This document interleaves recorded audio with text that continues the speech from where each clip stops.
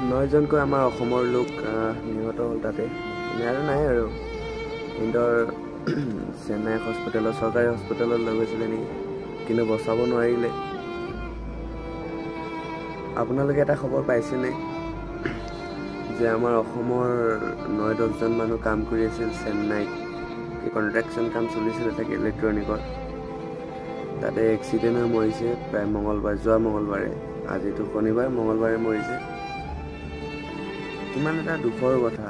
মৰমৰ জুবিন দা নাইকিয়া হোৱা দুখ অসমৰ মানুহৰ পৰা গুচাই নাই।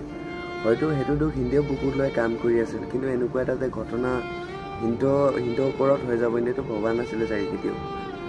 দুৰ্গা পূজাৰ সময়ত এনেকুৱা এটা এক্সিডেণ্ট, মানে অলপ ছেফটিটো ছেফটিটো থাকিব লাগিছিলে। আৰু নহ'বলগীয়া ঘটনা কিছুমান বহুত হৈ আছে এনেকুৱা। আজিকালি মানে এক্সিডেণ্ট নোহোৱা ঘটনা প্ৰায় বছৰেকত এনেকুৱা খবৰ আহিয়ে থাকে যে চেন্নাইত মানুহ মৰিছে কাম কৰি থাকোঁতে। আৰু 1-2 মাহ আগতে আমাৰ কাকিৰ মানুহো মৰিছেগৈ এনেকুৱা কেৰেলাত ক'ৰবাত বিল্ডিঙৰ পৰা মৰি কেনে মোৰতো ধেৰ মানে। আৰু এতিয়া খোজাই আমাৰ জিলাৰ ওচৰতে, খোজাই জিলাৰ ল'ৰা আমিও।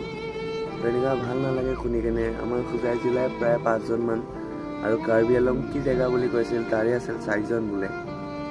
এতিয়া লাষ্টটো ঘৰত আনিছে। আৰু চেন্নাই মুখ্যমন্ত্ৰীয়ে 10 লাখকৈ টকা দিছে নেকি এজন শ্ৰমিকক। টকাই সকলোবোৰ নহয়। সঁচাকৈ ল'ৰা জীৱনটো একো নাই, জীৱনটোত মানে কোনো ভৰসা নাই। মানুহৰ জীৱনত কোনো ভৰসা নাই।